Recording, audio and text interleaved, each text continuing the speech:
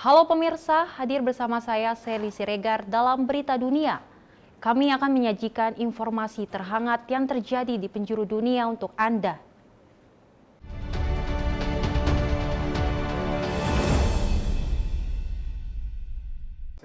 Pemirsa, dukungan Amerika Serikat di bawah Joe Biden terhadap Israel dalam perangnya melawan kelompok Hamas di Gaza terus menuai kontroversi di dalam negeri.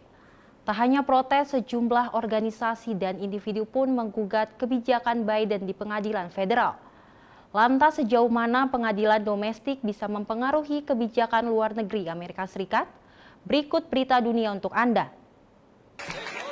Kunjungan Presiden Joe Biden ke Michigan disambut penolakan sebagian warga terhadap kebijakan pemerintahnya dalam perang Israel-Hamas, khususnya di Dearborn, yang lebih dari 50% penduduknya dari keturunan Arab. So we don't want to see him. He's genocide Joe. He's complicit in a catastrophe that's happening 1,000 miles away. People think that it's not hurting us, but it is. We're aiding it with our money. Michigan adalah negara bagian penentu dalam Pilpres yang ingin dimenangkan Partai Demokrat. Tapi banyak warga Arab dan Muslim kini mendukung gerakan Abandon Biden atau Tinggalkan Biden dalam Pilpres November. Menurut analis, kebijakan luar negeri biasanya bukan isu yang menentukan dalam pemilu Amerika Serikat. Namun tahun ini perang di Gaza mempersulit posisi Biden. Biden has handled this issue adroitly, about as well as any president could. He understood early on that by hugging Netanyahu close, he could keep some of the worst things from happening in Gaza, but he's now getting very close to pushing Bibi aside. And that means that the initial move, which alienated a lot of voters, not just Arab American voters, but young progressives, may in fact end up being worse for him. Sebelumnya, organisasi HAM Amerika Serikat bersama sejumlah diaspora Palestina di Amerika menggugat pemerintahan Biden ke pengadilan federal. Dalam gugatan itu, pemerintahan Biden dituduh gagal mencegah apa yang dikatakan penggugat sebagai genosida rakyat Palestina di Gaza oleh Israel.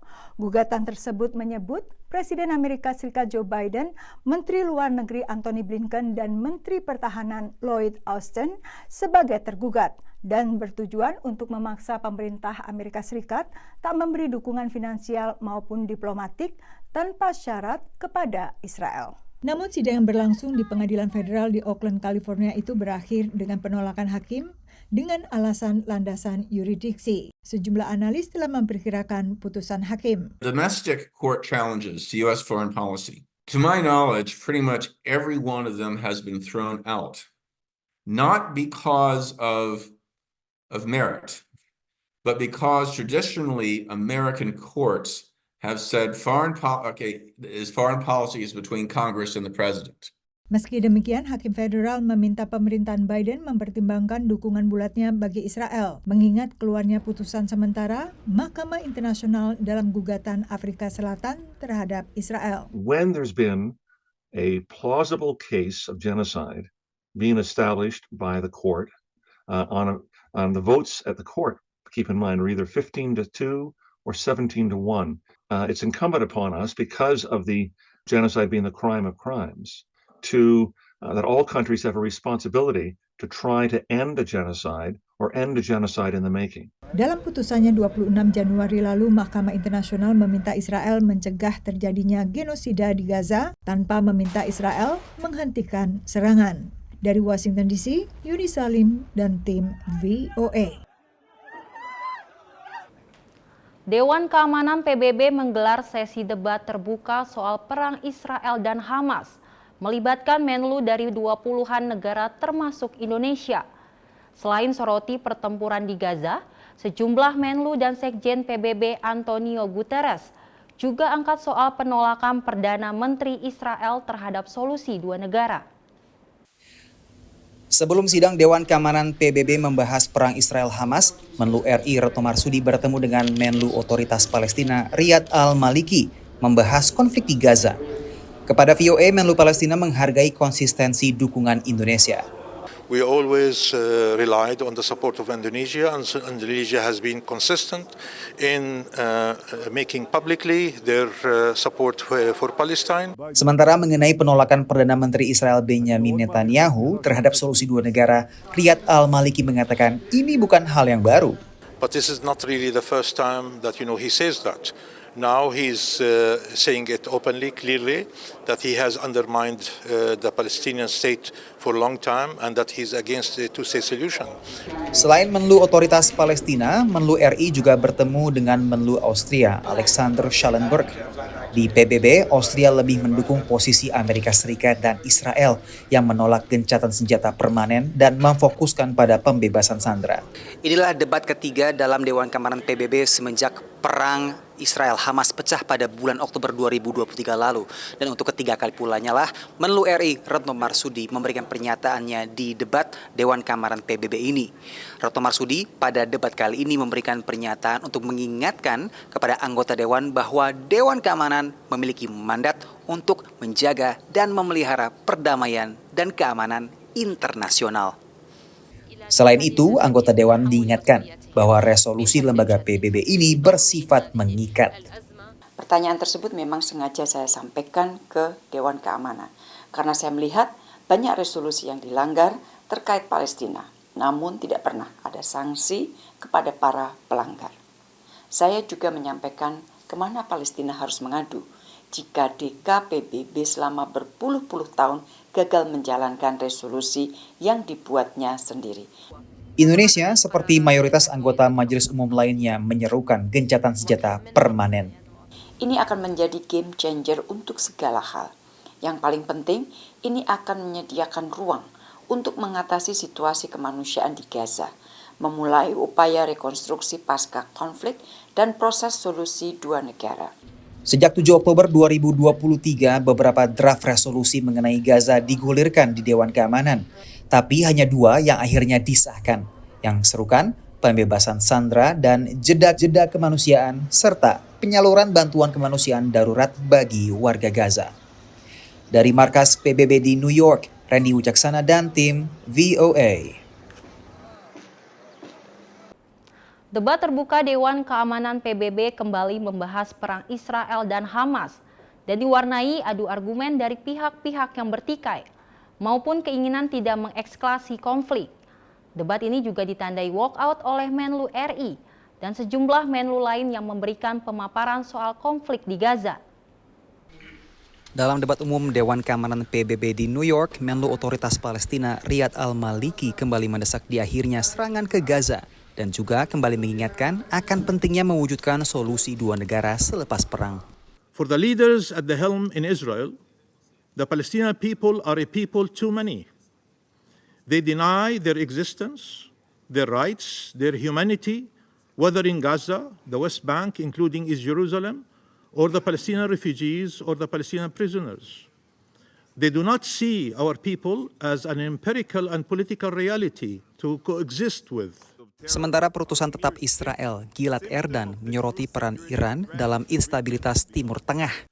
There is a regime responsible for sponsoring 90% of Hamas's terror budget, as well as arming them and training them. This is the same regime that supplies Hezbollah with precision missiles and provides the Houthis with ballistic missiles. And all this is carried out in order to wreak havoc and instability in the Middle East. Menlu Indonesia Retno Marsudi melakukan walkout bersama sejumlah delegasi lainnya saat perutusan Israel berbicara. Sepanjang 7 dekade lebih sejarah PBB, metode walkout lazim dilakukan sebagai langkah simbolis menunjukkan penolakan terhadap kebijakan suatu negara.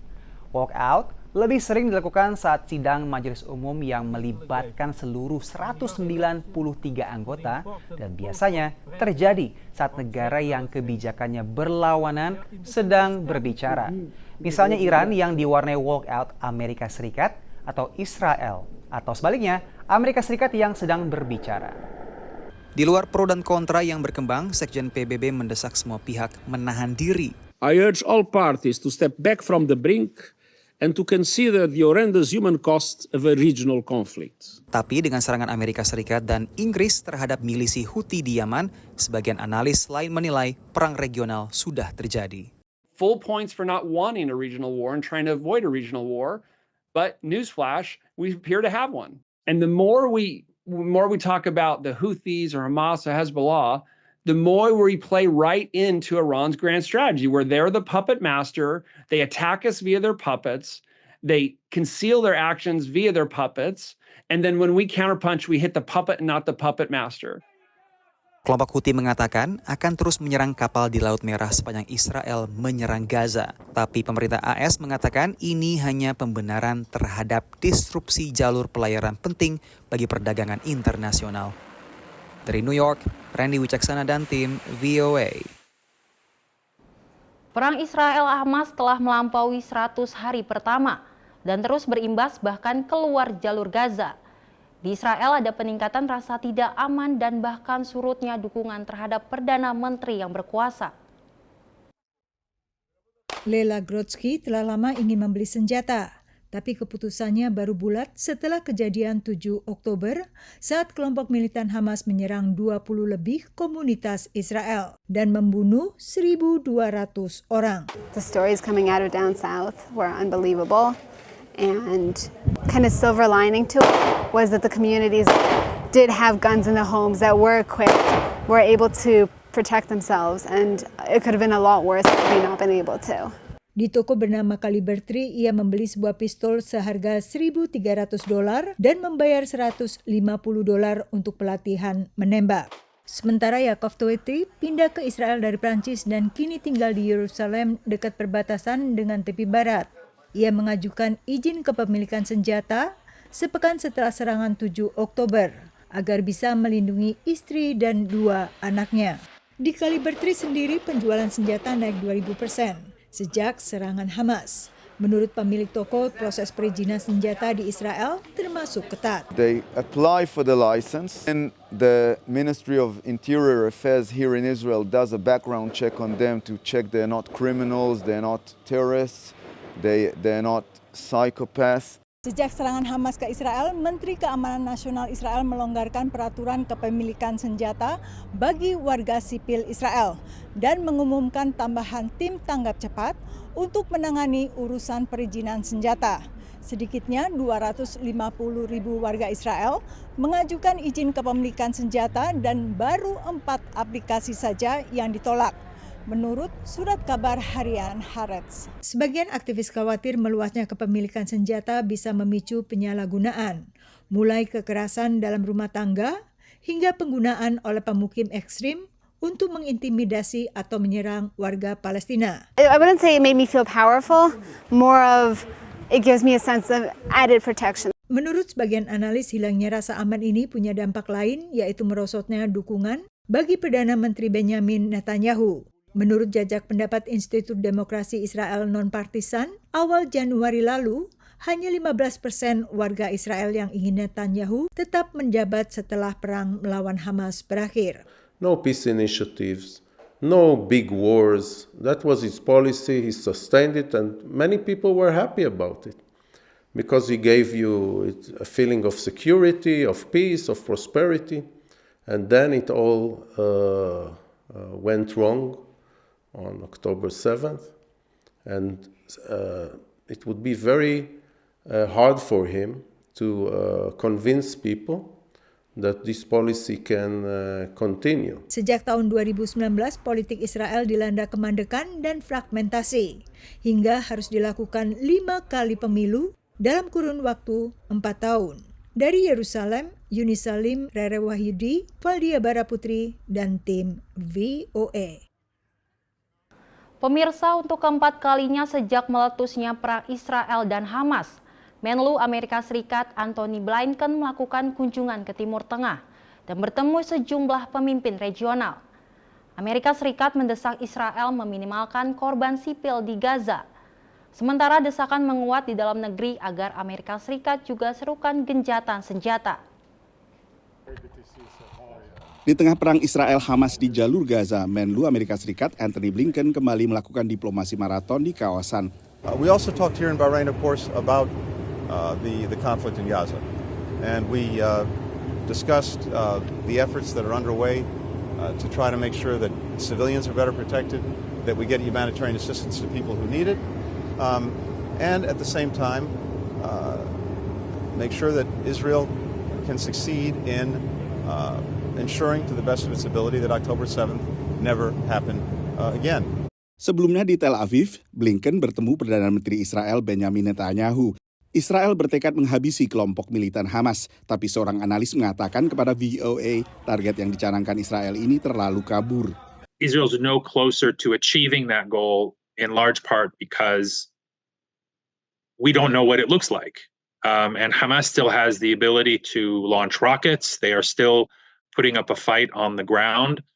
And so the question for the administration is how much of a human cost is too high? Menurut Kementerian Kesehatan Gaza di bawah Hamas, lebih dari 23.000 warga Palestina tewas akibat serangan Israel. Menyusul serangan Hamas 7 Oktober yang tewaskan sekitar 1.200 orang. Ribuan rumah dan bangunan di penjuru Gaza juga hancur. Di tengah seruan internasional untuk segera dilakukannya gencatan senjata di Gaza, pemerintah Amerika Serikat tetap berpendirian bahwa yang perlu dilakukan adalah jeda-jeda kemanusiaan dalam bentuk jamak, yaitu jeda kemanusiaan secara berkala untuk memberikan ruang bagi penyaluran bantuan kemanusiaan bagi warga sipil Palestina dan juga untuk membebaskan para sandera yang ditahan oleh kelompok Hamas. Tapi semakin keras tekanan domestik untuk mendukung gencatan senjata. I've been quietly working with the Israeli government to get them to reduce and significantly get out of Gaza. I'm using all that I can to do that. Sambutan Presiden Joe Biden di sebuah gereja misalnya akhirnya diinterupsi yel-yel pro gencatan senjata. The Biden administration and President Biden himself are in a very difficult position here because there still is a significant portion of the American public that is very strongly in support of the Israel-United States alliance and views any effort not to support Israel 100% as threatening to this alliance. Survei oleh lembaga Gallup pada Desember menunjukkan 38% warga Amerika setuju atas dukungan AS saat ini terhadap Israel. Sementara 36% menilai AS terlalu banyak mendukung Israel dan angka lebih kecil lagi menganggap Israel kurang didukung AS.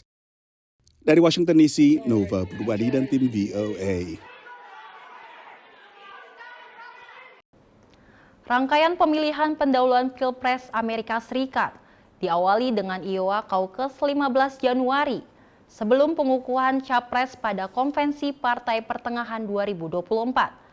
Apa yang terjadi dalam sebuah caucus ini yang berbeda dari pemilihan pendahuluan primary? Lantas bagaimana dampaknya terhadap pencalonan kandidat? Tiga bakal capres terkuat Partai Republik menyemangati masa pendukung mereka masing-masing untuk memilih dalam pemilihan pendahuluan di negara bagian Iowa atau Iowa Caucuses. You can't sit home. If you're sick as a dog, you say, darling, I gotta make it. Even if you vote and then pass away, it's worth it, remember? Kali ini kaukus negara bagian berlangsung di tengah suhu udara menggigil dan badai salju. The blizzard is not going to stop us. We will fight. The cold, the wind chill is not going to stop us. We're going to keep on going anywhere and everywhere. We're going to go all the way until the last hour. Iowa adalah negara bagian pertama yang menggelar pemilihan pendahuluan. There are a lot of issues that are important to Republican caucus goers, but the economy is top of mind for almost everybody. Setiap pemilu presiden di AS tiap 4 tahun, rangkaian pemilihan pendahuluan dilakukan untuk mengerucutkan pilihan calon presiden bagi partai yang berada di oposisi. Partai presiden yang sedang menjabat tetap menggelar pemilihan pendahuluan tapi sebagai formalitas saja karena biasanya tetap mendukung presiden tersebut untuk masa jabatan kedua. Apapun kondisi cuaca, pemilihan pendahuluan berlangsung secara bergiliran di seluruh wilayah Amerika Serikat, termasuk di ke-50 negara bagian. Ada 2 format bagi pemilihan pendahuluan ini. Ada pemilihan seperti layaknya pemilihan umum, yaitu pemilih masuk ke bilik suara dan memberikan suara mereka. Ini disebut sebagai primary. Lalu ada bentuk caucus, seperti yang berlangsung di negara bagian Iowa. Di sini ada pertemuan tatap muka dan pembahasan secara terbuka mengenai keunggulan masing-masing kandidat. Kadang ada perdebatan untuk membuat sesama calon pemilih beralih ke kandidat yang dijagokan. The caucuses are a series of community meetings. There's actually more than 1,600 of them, one for every precinct in the state. And for that time, people sit together, some people stand up and speak on behalf of the candidates, and when that process is finished, people vote. They vote in front of their neighbors. In the case of the Republicans, they vote on a secret ballot, on a piece of paper. In the case of the Democrats, they stand up and they gather and they physically stand up with each other. Sepanjang sejarah, pemenang Iowa caucuses belum tentu akhirnya memenangkan rangkaian pemilihan selanjutnya, tapi arah dukungan di Iowa menjadi barometer awal pilihan masa partai. Today, it's become this global event where the world watches what happens in this relatively small, low population agricultural state on the prairie. Setelah Iowa, New Hampshire selanjutnya menggelar pemilihan pendahuluan pada 23 Januari. Dari Washington DC, Nova Purwadi dan tim VOA. Mantan Presiden Donald Trump akhirnya menang telak dalam pemilihan pendahuluan pertama di Iowa, mengalahkan sesama bakal capres dari Partai Republik lainnya. Apa dampaknya bagi pemilihan-pemilihan selanjutnya? Berikut berita selengkapnya untuk Anda. Suhu udara yang luar biasa dingin tak menyurutkan semangat Sarka Moore saat memberikan suaranya dalam pemilihan pendahuluan di Iowa atau Iowa caucuses. I'm excited, very excited. It's my first time. Moore adalah imigran dari Republik Ceko dan pendukung mantan Presiden Donald Trump. I love his policy. Everything was great under Trump's administrations. No wars. Economy was great. We want to thank the great people of Iowa. Thank you. We love you all. Trump akhirnya unggul di Iowa dengan separuh lebih suara, jauh melebihi para pesaingnya. You know, I would say this is a pretty good turnout. Jan Good mendukung Gubernur Florida Ron DeSantis yang memenangkan mayoritas suara di TPS-nya di pinggiran kota Des Moines. DeSantis 63. We're caucusing for what we believe in, and I think that DeSantis is what I believe in, and I still appreciate Trump. I appreciate what he did. I appreciate how he got it done. I appreciate who he was at the time. Unfortunately, rightly or wrongly, chaos follows him. DeSantis memperoleh suara terbanyak kedua disusul mantan Dubes AS untuk PBB Nikki Haley. Pengusaha Vivek Ramaswamy yang berada pada urutan keempat akhirnya menangguhkan kampanyenya dan mendukung Trump. Not a thick plot line here to unearth. And I think in many ways the effort to find one by focusing on the weather who might come out second belies the big headline, which is Trump has a lock on, all signs point towards Trump having a lock on the nomination, certainly winning in Iowa, but boy, he's got a heck of a hold on this party. Perhatian tim sukses kampanye kini tertuju pada negara bagian New Hampshire yang menggelar pemilihan pendahuluan pada 23 Januari. Dan sejarah Pilpres di AS menunjukkan bahwa kemenangan di Iowa saja belum menjamin seorang kandidat akan menang juga di New Hampshire. Lain negara bagian berbeda pula strategi bagi masing-masing kandidat. Right, Iowa, lots of evangelicals, lots of religious conservatives. New Hampshire, much less religious. Not coincidentally, much more socially moderate. Abortion is not a thing that Republicans in New Hampshire like to talk about. And so they would like to leave well enough alone. What you'll hear a lot of over the next several days are fiscal issues, taxes, deficits. You'll hear about the border. Immigration will be a key issue. Momentum dari New Hampshire dibawa ke rangkaian pemilihan pendahuluan selanjutnya dan pada puncaknya Super Tuesday 5 Maret saat pemilihan berlangsung di belasan negara bagian dan wilayah. Dari Washington DC, Nova Purwadi dan tim VOA.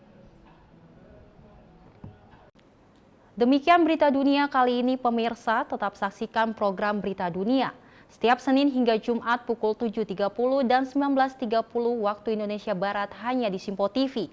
Saya Sally Siregar dan kru yang bertugas pamit undur diri. Terima kasih dan sampai jumpa.